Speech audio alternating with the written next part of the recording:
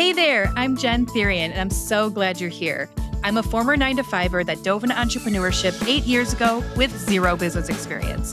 I'm a wife, mama of 2 young girls, boutique owner, jeweler designer, and now the proud owner and coach leading Goldie Links Permanent Jewelry. I have a passion to empower fellow business babes. This podcast is made to equip you with everything you need to succeed, from actionable marketing steps to digging deep on your mindset. I know firsthand the heart, hard work, and let's be real, at times a struggle that makes up this amazing journey. You want to know what has enabled me to shine the brightest? Coaching plus community. Here at Goldie Links, we share openly, educate, and lift each other up. Expect to get linked with fellow PJ owners that will do just that, sprinkled with plenty of fun along the way. Competition is an old school thought, and connection is the way. Get ready to feel inspired. Welcome to the Goldie Links podcast. You are in for a treat today. If you own a boutique, you're looking to open a boutique, even considering it, thinking it's in your near future, this is a great episode to dive into. I'm talking to Amy from Shop Catch. I met her at Susie School, a retreat that we did last year in March of 2023. And she is just such an amazing light, a vibe of comfort, wisdom. She's so inspiring. In addition, she grew a boutique to 3 locations in 9 years, and she is just opening and starting a coaching business for boutique owners. So she has such a wealth of knowledge. If you, again, are considering or own a boutique currently, I think she's a great person to follow, and this is an awesome episode to dive into. So enjoy. Here's Amy. Hey, Amy, I'm so happy to be here with you today. Do you want to just start this off by sharing about whatever you want to share about yourself? Who are you? Sure. Well, thank you for having me. I'm excited to see you again.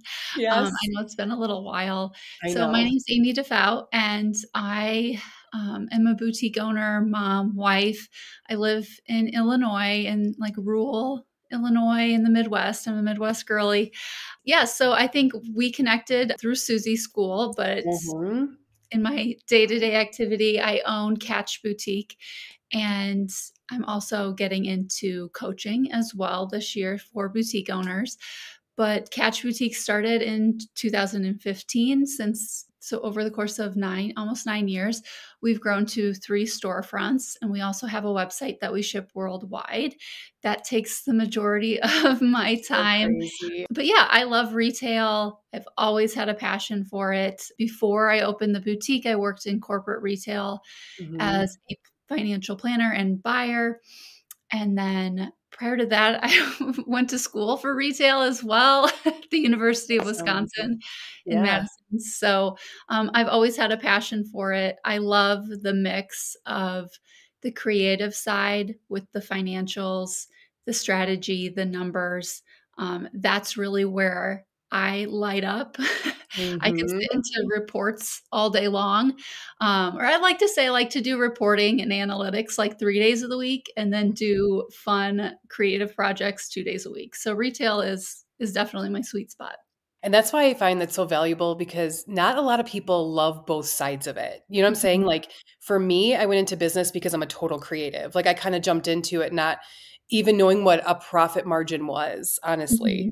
So for me to have you as somebody who I could have looked to when I first opened, because again, prior to Permanent Jewelry, and I mean, I had little boutique spaces and was up to 4 locations at one point. And when I had those 4 locations, I can tell you, I did not know my numbers.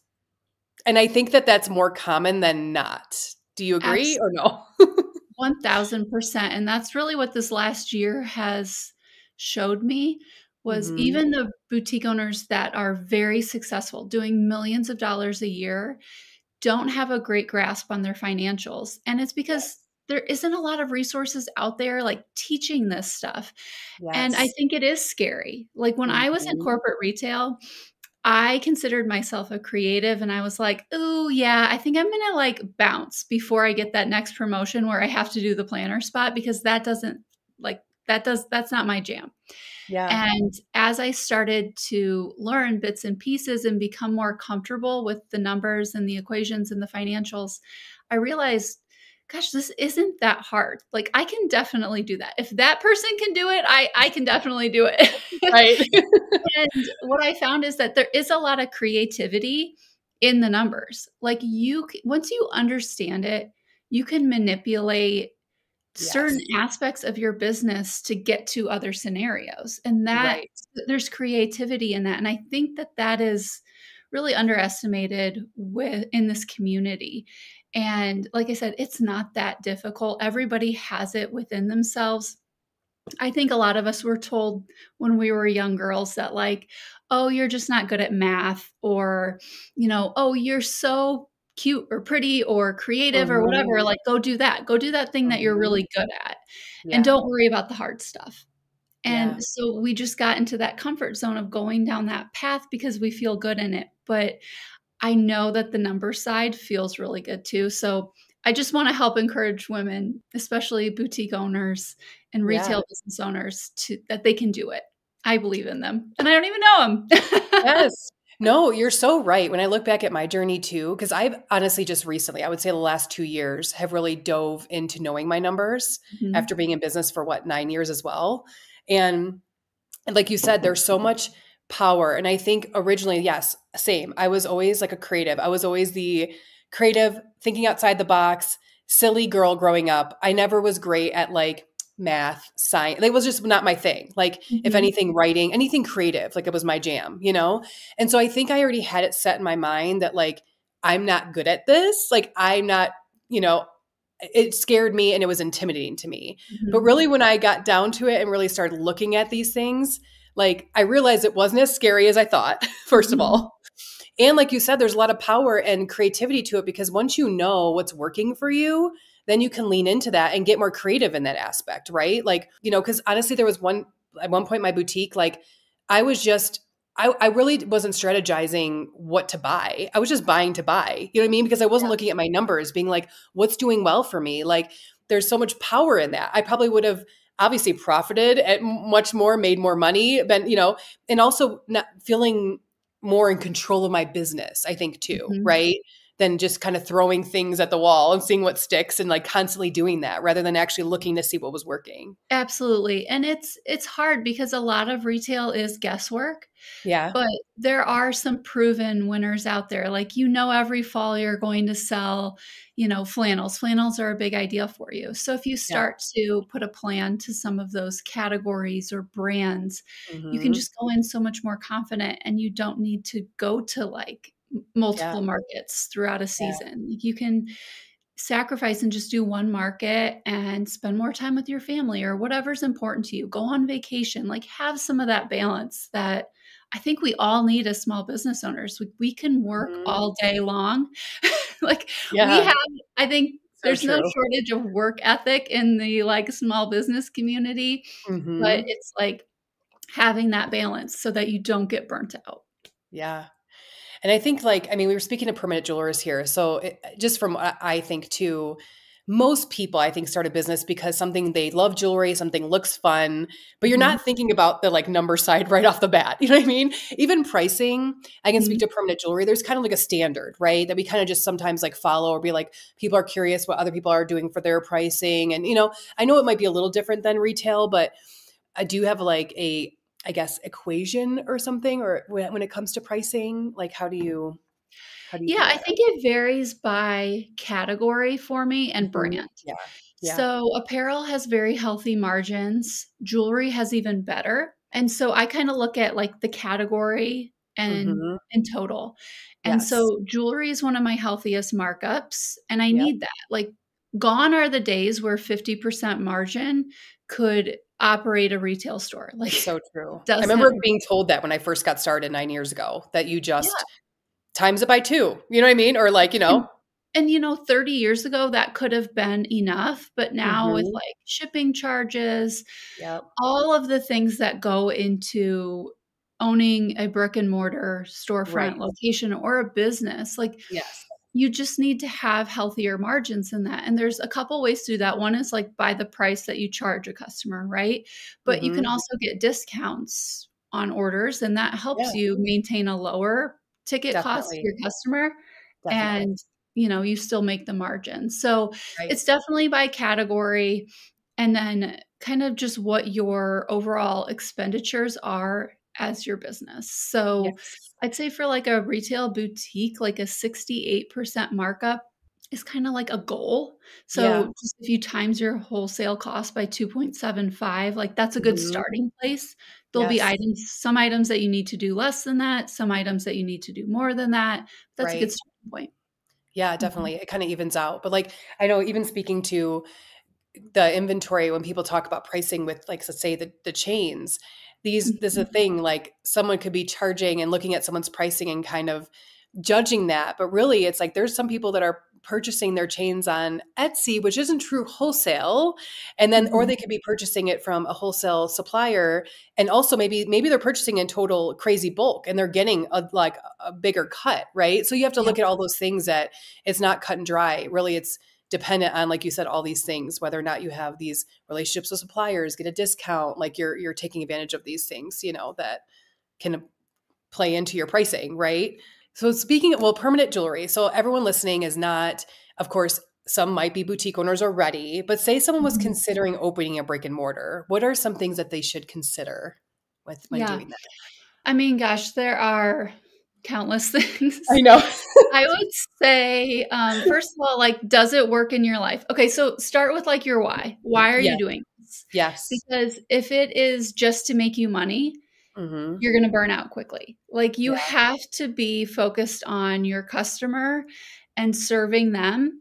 And Yes. if this is a way to do that, then I think that that will bring you success. Hmm. But you also have to look at like, what's your why? Are you doing this, to earn income for your family, to have more time to spend in this area so that you can quit your other like full-time job? Hmm. These are all really important things. I think Yeah. I saw a quote the other day that said, it's going to take more time and more money than you expected. And I Always, found always, that to be always. the case with Yes. every storefront that I opened. And while I've gotten more like, I don't know, just efficient at Yeah. opening them, like I've learned a little bit along the way each time. There's always challenges, there's always unexpected expenses. Location is everything. Like Yes. if you have a great location, then you're going to be golden. You want to look for something that's high traffic, and you are not the only reason why someone's driving by and stopping at that location. So, Right. for example, a few of my boutiques, my first one is in a like historic downtown, very small town, but lots of other boutiques in the area. There's a reason for people to come downtown that's not just my boutique. Yes. So that helps. Yep. I'm in another like higher end shopping area next to Lululemon and Anthropologie that brings natural store traffic. I would say my most successful location is right next to a hair salon. So those So, customers are already coming to the hair salon. They've got so that smart. appointment booked months in advance. And Yes. so they're making catch stop on during that time. Like they're stopping Mhm. at the hair salon and at the boutique. So Yes. that has been a very, very successful location for me because of the repeat traffic. Yes. I love So that. traffic's So, really important, yeah. do different items and merchandise sell differently at different locations? Like better, worse? Like, do you have different Yeah. things at every location? Yes, so, I mean, it varies slightly. I will say our locations in total are an hour and a half apart, with the second location being, like, dead in the middle between the other Okay. 2. And so the 3rd location is in a college town, so our Iowa Hawkeye gear is, flies over there. It doesn't really Definitely. sell at our Geneseo, Illinois location. Yeah. But overall, it's similar. I will say, like, the higher price point, things do better at the Mhm. location that, is next to Lululemon and Anthropologie, because those customers are, Definitely. like, expecting to pay more. They know Yeah. that it's a higher end area, so Right. they would rather pay $60 for a blouse than $30 Mhm. for a blouse or whatever it may be. So, yeah, it varies a little bit. Overall, like, we're still true to our brand. So, Yes. we're, casual Midwestern Yes. ladies, working moms, wanna look good, easy, like, not too risque. I don't sell, Yes. like, flirty, girly mini dresses, which I see other boutiques, like, just they are selling like bananas. I can't sell one to save my life. It's So just on not your Ins customer, right? Yeah, and, like, on Yeah. Instagram, it kind of at times looks boring, but I was like, listen, my ladies love basic tees. Like that's fine. I'm going to sell my basic tees all day long. I don't care if Instagram Yes. thinks it's Yeah. boring. You can always spice up a basic tee though, Oh, for sure. Yes. with the jewelry, with the jewelry. Yes, for sure. So what's one way, of course, like a location, I agree with you. Oh my gosh, is so crucial. Like not even like traffic, meaning like even if you're on a busy street and yes, people are passing all the time, but foot traffic, right? What is another way that you get in touch with your customer? Like what do you keep, things interesting by, what is some way you communicate with them? Do you feel like that you've done really well with marketing? Yeah, I mean, we're huge, or we do a lot on social. It's not like we're huge, but we're very consistent on social Yeah. media, primarily on Facebook and Instagram. I Yes. decided, a couple years ago, TikTok is just not my jam personally, Yeah. and I don't, Yeah. and I align very closely with my customer, and my customer might be on there to look for, just funny things, but she's not shopping on there. Yeah. Yeah. And that might change, but I decided to stick with just Facebook and Instagram. And then we also have always kept an email list. So we'll create original content 3 times a week, which is a lot. That is a lot. But to send it out to our customer base. And then we have flows and automations too that are, thank you emails, welcome series, that type of thing. But primarily through social media and then email. We'll do mailers a couple times a year, like a flyer or that type of thing, but it can be pretty expensive. So I'll only do that if it's like a big event. Yeah, I have to say there is definitely consistency is so you're very consistent, which I think is amazing because honestly, one of those things, and I might have shared this week before when I DM'd you and I was like, and I still have stuff in my cart that I have from your shop. But the thing is that like, everyone is, for the most part, really busy, right? So you might see something and you're like, oh, I like that. But then you get distracted and then you get reminded, like your reminders are so great for me, because yeah. So actually, do you have like a percentage of how much you do online versus in brick and mortar? Yeah, actually, we like online is it ranges around 20% at times, but brick and mortar is really like our jam. I think we're very good at customer service, and then the in-store shopper is very loyal. We know her, we love her. Like we remember what she bought a year ago, and we've built those relationships over time. So our in-store shopper and our brick and mortar is really like our sweet spot. It's really hard to be amazing at both. I have not met many boutique owners, if any, that have been able to be like wildly successful in both categories without like a huge team. And, our team has been big, it's been small. We've like right now we're kind of like in this, I don't know, lull period where it's lean and we're kind of like making it work and just finding the magic in the simplicity. So I love that. But, one of my things for 2024, my word for 2024 is connection.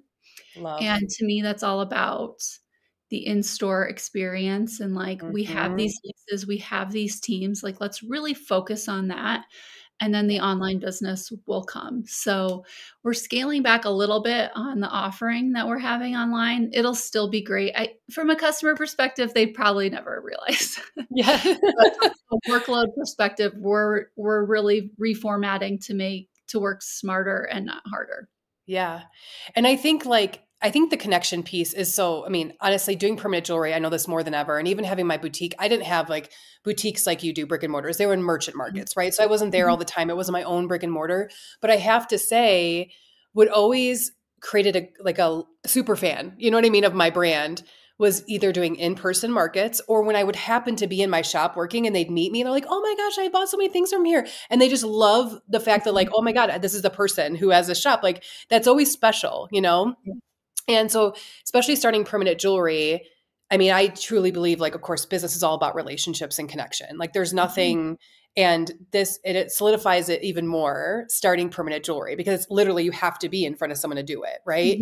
It's like you said, and I agree with you because both obviously brick and mortar and online, both are full-time jobs. Like if you're going to do them well, but I think what's difficult with online is creating that connection. Even though we have this, like, I guess I don't want to say false sense of connection. There is a connection online, but it's nothing will beat in person, in my opinion, Yeah. So, but I think go ahead. Oh, I think some people are very, very like energetic and dynamic online. Yeah. Yeah. And they have this larger than life personality that really, translates through the screen. And personally, I'm just a little bit like, I find myself to be way more, I don't know, just in person is kind of my thing. No, I could see that. It definitely sounds like you're saying the same thing. So like in person, I can sell ice to an Eskimo. Yes. Online, I find it to be very challenging. And so that's why it's kind of like you have to decide, like, what's your comfort zone? You can't be everything to everyone. You have to pick a lane and then go all in on that lane. You don't want to put all of your eggs in one basket by any means. You need to diversify. And that's part of the reason why I did 3 stores and a website. You never know when one area is going to have construction or that type of thing. Yeah. But it's like you got to pick what really lights you up, I guess. Exactly. That's so important because I think we see so many different things online and things look like bright and shiny sometimes too, like, oh, that would be fun. That would be fun. But when you really put yourself in the position of it, like, really, what is that me? Right? Like, is that something I would really want to do? Like you said, even having a brick and mortar, I mean, there's aspects of that are really fun, but also, I mean, you have to worry about whether you or an employee is there every day during your opening hours. Like, these are things you have to consider. Like, is that part of your lifestyle right now? Are you able to do that? Like, because there was one point where I thought I wanted to do that. And I'm so glad it didn't work out because looking back, I was kind of looking at the bright and shiny parts of it versus like the realistic, like, work and time I would need to dedicate. And at the time I had, Harper was a baby and I was barely pregnant with Goldie. And I'm like, really, what time did I have at that point to develop a brick and mortar, So yeah. And it's hard because I think so many of us had this dream as a kid that we wanted to have a shop. And I feel bad just like we're doing that to all these little girls out there. Like, I want to own a boutique when I'm older. No, and I mean, that's part of the reason why I started it too. Like, I left a corporate job that I was extremely successful in, moved home. That's why I did it. And I was like, well, let's just give it a shot. I never imagined that it would be this. I kind of thought it was just going to be like a little step in my journey while I figured out my next corporate gig. And maybe it will be, who knows? But anyway, I think there's a lot to it. And you have to put your customer first. Yes. And so you have to say, I have seen, the occasional shop was really big for a long time. And as someone that is open 6 to 7 days a week, throughout between the different stores. Yeah. We hear so much customer feedback of like, well, I wanted to go to the other stores, but they weren't open. And so I think like long-term, that's doing a little bit of a disservice to the customer because we're creating businesses that work for our lifestyle, but not necessarily for our customer. And so if you're thinking about opening a boutique, I would say you need to put your customers first. Yes. And you need to build a team so that you are not doing it all. Like I do have a big team. I have a store manager in each location. 2 of my locations I only go to like once or twice a month. Like I am not there doing the things. My hometown location is where my office is. So that's where I'm more present at that location and helping out. But I have leaders at each store to delegate tasks to. And then they have a team of part-time associates to help execute steaming, tagging, cleaning, all of those things. So it's definitely like a group effort. It's not me doing everything by any means. If I tried to do all of these things, even for one location, it never would have lasted because I would have been so burnt out. And, I don't find joy in steaming. That was the first thing I delegated. It's so true. It's like, that's the last thing I want to do. What I enjoy is like building strategies around these amazing pieces of merchandise that I find at market that I know my customers are going to love.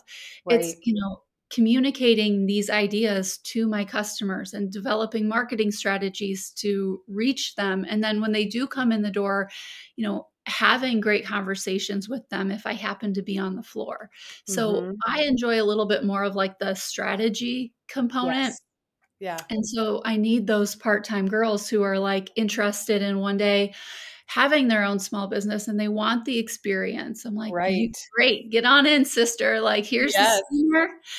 And you kind of got to start from scratch. But I That's did so that true. as, Yeah, a college exactly. girl. I had an internship at a boutique and I Yeah. learned like this is what you got to do. The clothes don't show up like perfectly steamed on a hanger. Like there's some No, grunt. and that's like the stuff you don't think about. Like we said, Yeah. when you're a little girl, and I think that's the stuff, like you said, that's the harsh reality, right? It's like you just picture this beautiful little boutique and like you don't really picture like, yeah, unboxing and hanging and tagging and like all the things that go into like the number side, all the things. Like at least for me, I kind of look at the bright and shiny part of it, right? Mhm. And again, it is fun and it's, of course it's amazing and the freedom and all of it, but it's not just that.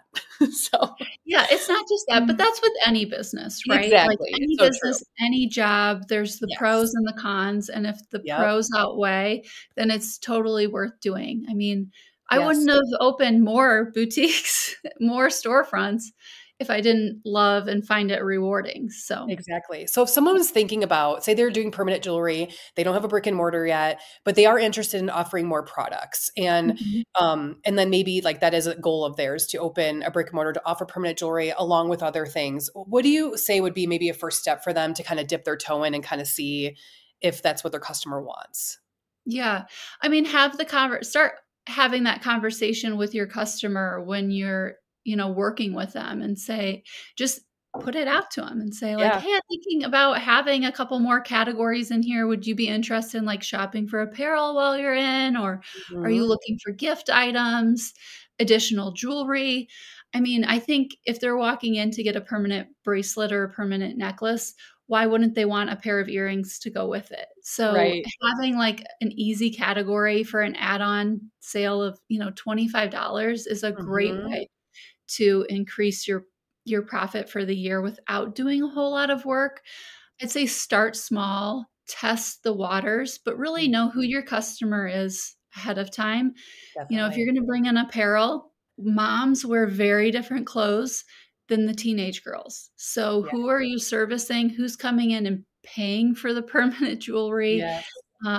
Like what kind of area are you in? Don't buy for yourself. Like that's the worst thing that you can do is just bring in a bunch of clothes that you find pretty and Yes. fun. Like you Yes. have to know your customer and where they are going. Because personally, like my customer doesn't want to spend a lot on a going out top that they'll wear one time. I call it a Yeah. going out top. I'm showing my age. Okay. Well, A when you have going young out, kids, going out is quite the. go out once a year. Okay. My Right. But my customer will invest in a blazer. She'll pay $150 for a blazer that she's going to wear once a week for an Yes. entire year or entire season. So, like, understanding who your customer is and like what they truly need is really important. For That's a constant lesson that I'm learning. I'm telling you. Like, I don't know about you, and I've had this conversation with other people too. It's like if I make jewelry, let's for instance, or I do buy something at market when for my shop and I'm like in love with it. And I'm like, this Mhm. is gonna fly. And then it sits there. And like the other things I buy are the first things to sell. And I'm like, okay, obviously, like you said, I was thinking about me. Like, I love this, right? But Yeah. it's like funny because obviously, I feel like I am my customer. But at the same time, Mhm. sometimes I get caught up in just, really thinking just about me and not collective, like everybody, right? But like, yeah, that And happens I a lot. think that that's the lesson, one of the biggest takeaways from corporate retail. Like, I worked in like little boys' underwear. I not kidding. Like, I was the little boys' underwear analyst. Okay. Oh my I gosh. worked in boys' team apparel. I worked in young men's bottoms. Like, I had all these jobs in corporate retail that were not like my That you wouldn't be like, I buying. wasn't Yeah. buying stuff, so I was really able Yeah. to analyze the product and the numbers to see if Hmm. this is what my customer wanted, without having that, like, emotional tie to it. Now, I Ah, still fall into yes. that trap now, you know what I Of mean? course. Like, Yeah.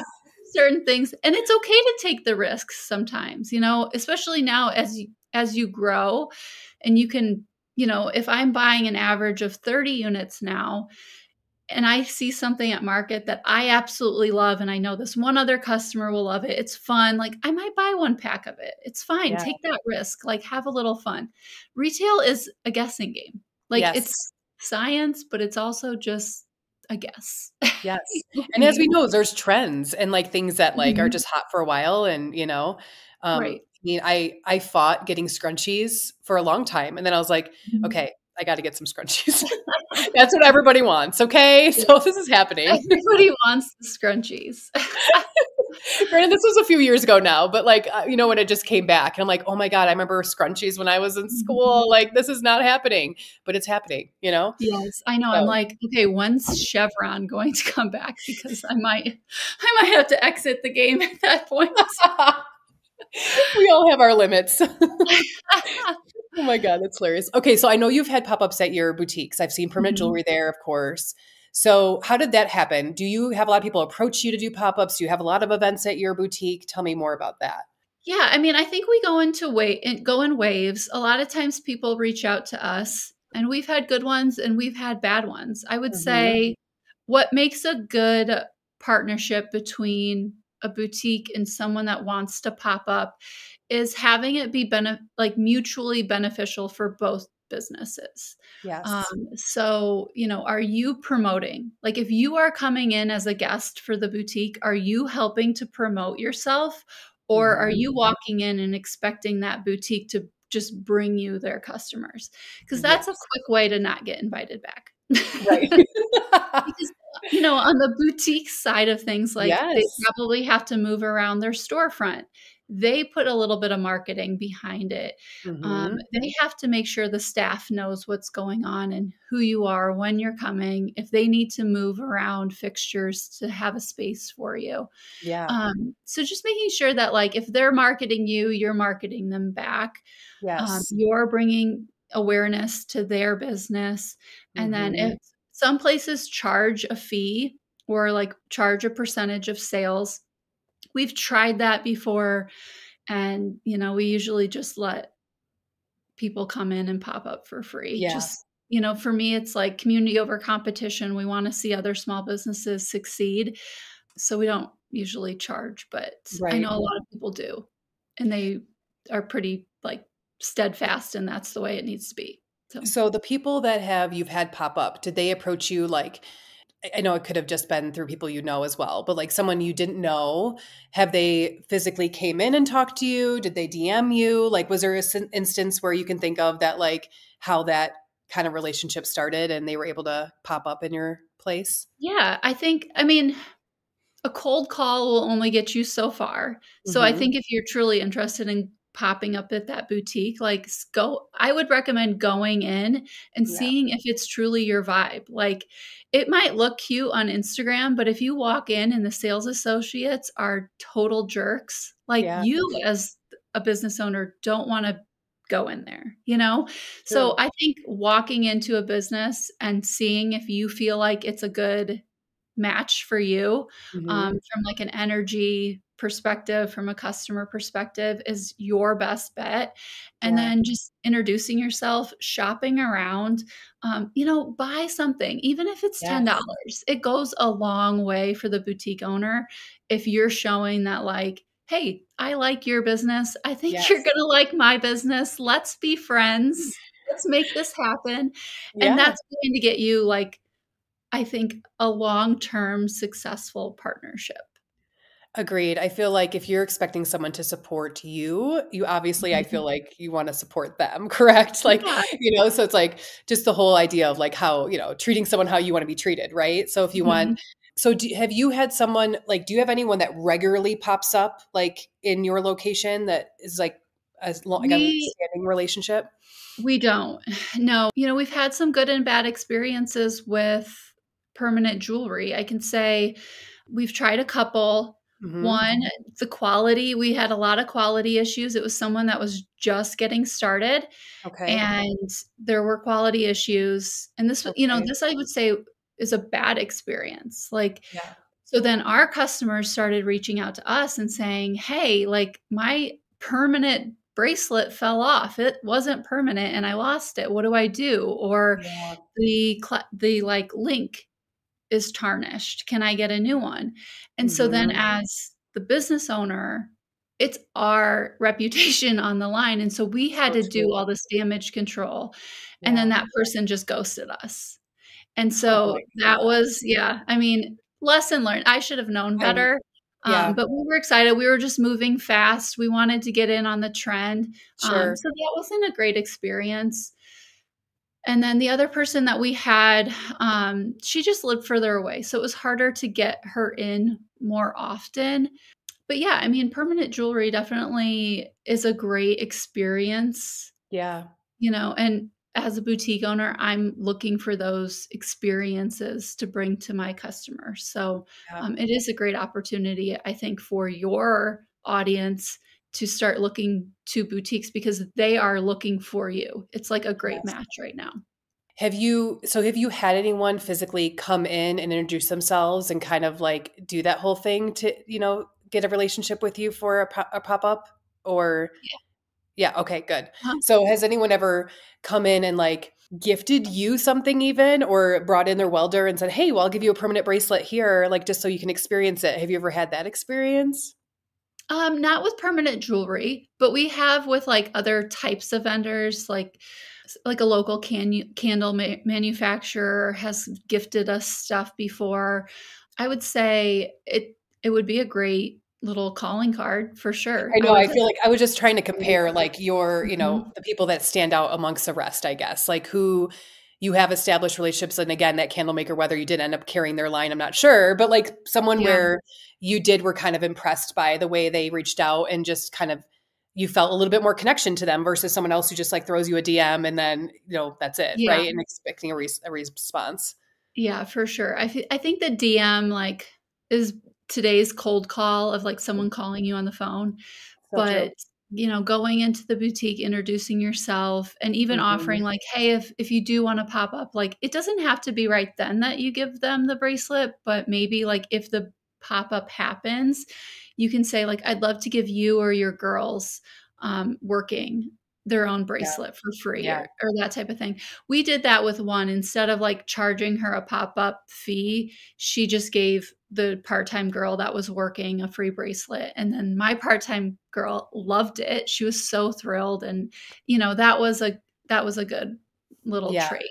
Good to know, because it's always, like, good to come from a boutique owner. People are always wondering, like, "How do I get in the door?" Like, "How do I even establish" like, because I know for myself, and granted, I had my Mhm. foot in with being already being in some shops here, but it's, like, establishing a relationship where, if they do want permanent jewelry again, you're the person they think of. You know what I mean? You almost have this Mhm. relationship where or we I people can expect me there every other month. They know I'm gonna be at this place, and that's what I can tell people, So, just kind of trying to figure out how to really establish those great staple places that you have these relationships with. So, Mhm.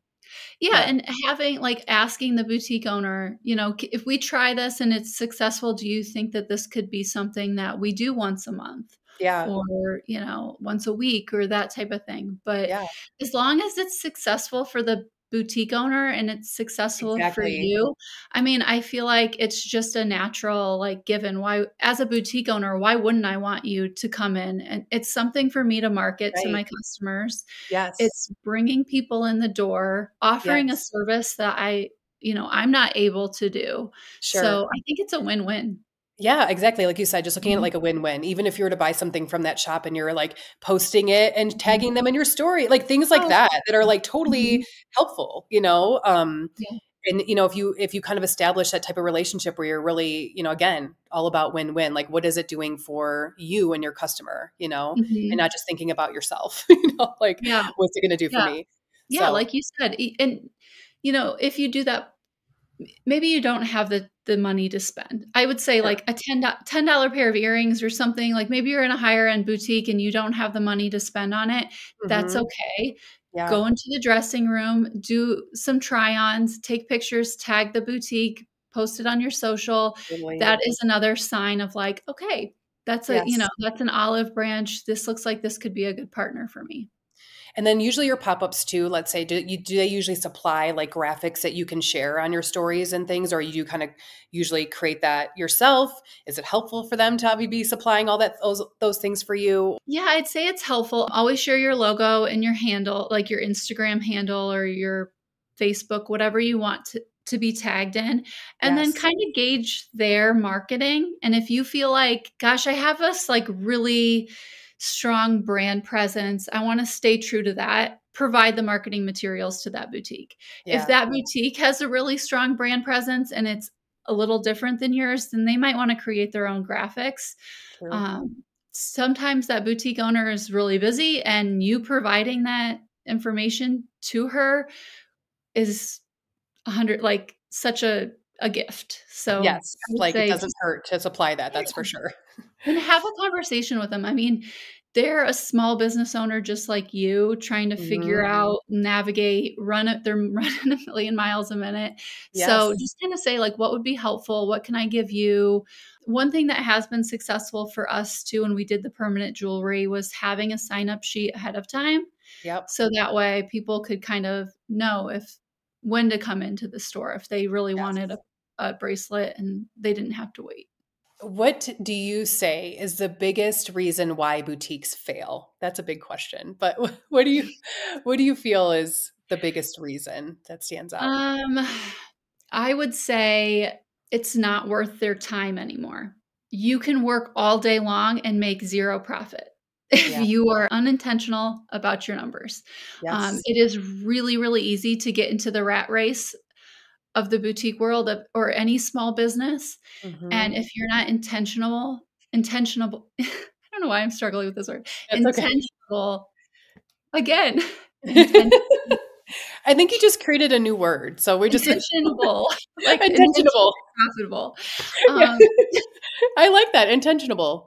That's a good one. intentional about your numbers and like what this is Yes. supposed to be for you. You know, if you Yes. want, like, what salary do you want to make? Mhm. What are the hours that you want to work? Like, set some goals. And because it's hard, like the sales go like this. Everybody thinks the retail curve is like this, and it's not. It goes like this. And you have to understand, the overall just sales curve of Yes. retail, right? Like January is 5% of your total year. You can't expect January to be really good because you had a great November and December. Like November and I know. December is the time to crush it, right? It's such a So humbling month for sure. yeah, but I like January is my favorite month because Yes, I me get a too. chance to take a break. I Mhm. travel, I set goals, I Yes. rest. Like, it's Yes. my favorite month because I was Yes. just in go mode for 4 months. Yeah, and So it's true. You can do so many things. You can strategize for the year that month. You can like send out polls and emails asking people's opinion. I mean, there's other ways you can connect with your customer if they're not buying that month, right? absolutely, like, Yeah. rest, reflect, plan. Mhm. Yes. It is not your go month, and I see a lot of unhealthy trends online. There's a reel going out now, like, "Where are all my January customers at?" And it's everybody dusting or, like, waiting for people to walk in the door, and it's like, "Oh, don't take that on like you are all of a sudden a big loser because people aren't walking in the door." Like, this is Right. January. Like, think of your customer. She just spent a Mhm. ton of money at Christmas. She's resting. Like, give yourself some grace. Like, it's not going to be your best month. It's 5% of your sales. Right. Do some other things. There's also a trend out there that, like, the J months, traditionally in retail, the J months are tough months: January, Yes. June, July. Yes. And there's, a lot of push out there to say, like, don't let those J months be your worst months. Well, what that does is overwork us in Mhm. these seasons of rest. Like, we should utilize those months when our Yeah. customers' buying habits are just down a little bit, Yes. and, rest yourself, because if you are in go mode 100% of the time, you're headed towards burnout. I think having some set goals of, like, what does this business mean to me? What does it mean Mhm. to my customer? Yeah. And having those established goals, like, maybe you created your own business because you want to be done at 5 o'clock every night Mhm. and pick up your kids or pick them Mhm. up from school. So you're done Mhm. every day at 3 o'clock. Yeah. and you have your part-time person come in. Like that is a win. A win doesn't always mean like success on the sales line. It's so Like it true. has to be a balance between numbers and like what's truly important to you personally. For So sure. And it's even like tied like also thinking like we tend to when we're in business, even though we are human beings ourselves, to view some like one like, okay, they are us too. In January, are you buying a ton? Are you out like shopping? They're just like us, right? Mhm. So it's also too, then what do I need to see during that month, right? Like, and honestly, maybe that in turn that could help your sales because if you're serving them in a way, okay, what's everyone else doing in January? Maybe you can talk about the things you offer that serve that purpose of like planning for your year or like your Mhm. word of the year, like things like that, that really are people are focusing on at that time. Right, and your customer doesn't wanna be sold to 100% of the time. Like, they Exactly. wanna Yes. know about you. They wanna know what's going on in your life. They Yeah. are probably cheering you on if you take a vacation or say, "Hey, guys, I'm gonna sign off for a few days." Like, Yeah. Instagram algorithm isn't going to kill your business if you No. sign off for a few days. Let your No. customers know, like, "I just need a little bit of a reset. Just know that I'm gonna be back here, and I appreciate everything that you did this past year. Like, I worked so hard, Yes. but I worked for you, and Yes. it's going to be successful for you." So, I think the reason why boutiques fail is that they don't have goals established, and Hmm. they're just running themselves into the ground.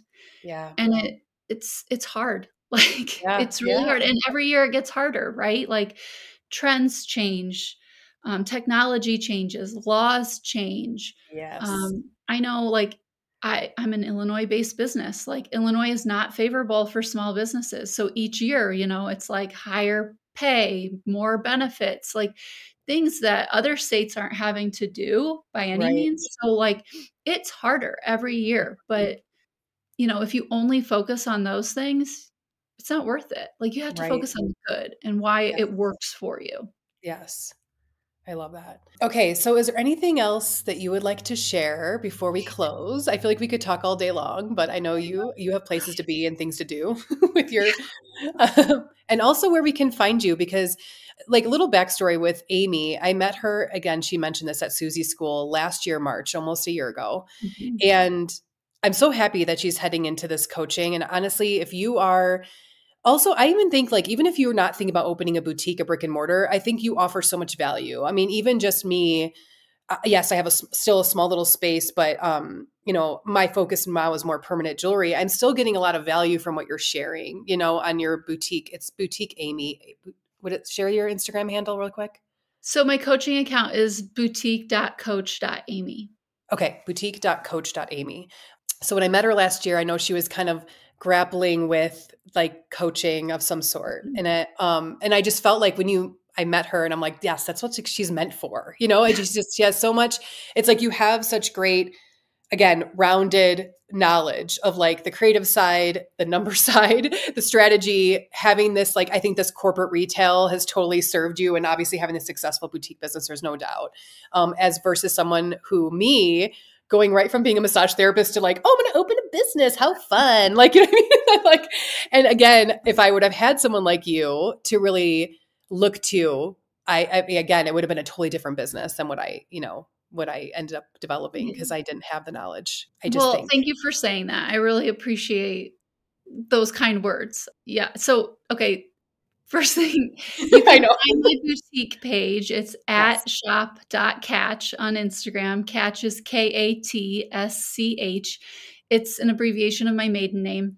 So it's like no one understands what it means, but it's personal to me. I love it. So at shop.catch for my boutique page and at boutique.coach.amy for my coaching page. I am working really hard on getting some content out there. I'm working on a course and then establishing like some coaching series for the boutique coach account. And I hope to get that launched in the next like 1 to 2 months.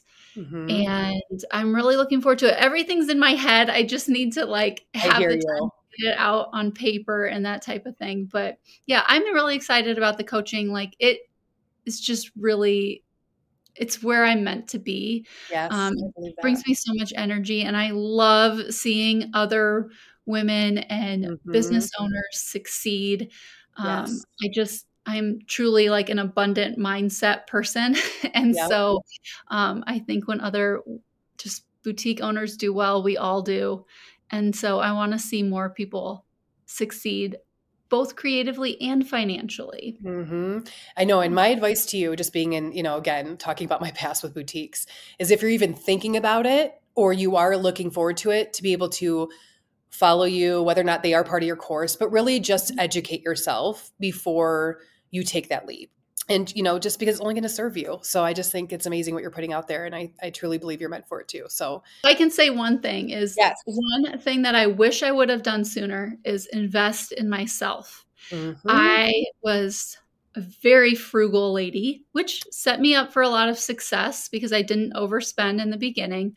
Yeah. But you can only learn so much from free resources.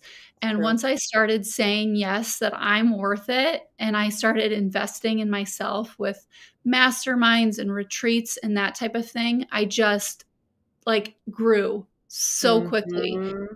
and am just a much happier person for it too. I think Yes. getting just outside of that like comfort bubble that you get Yeah. stuck in, Yes. you can really think higher level and focus on the important things in life.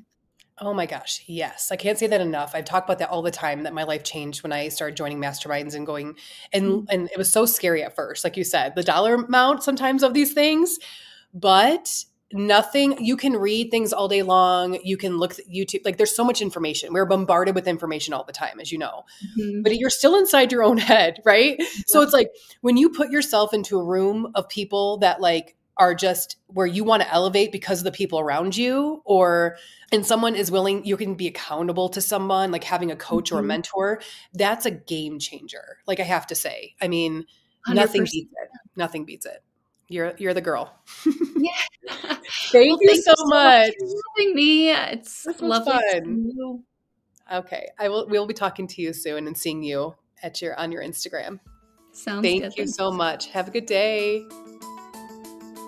Well, how do you feel? I hope this episode inspired you in some way.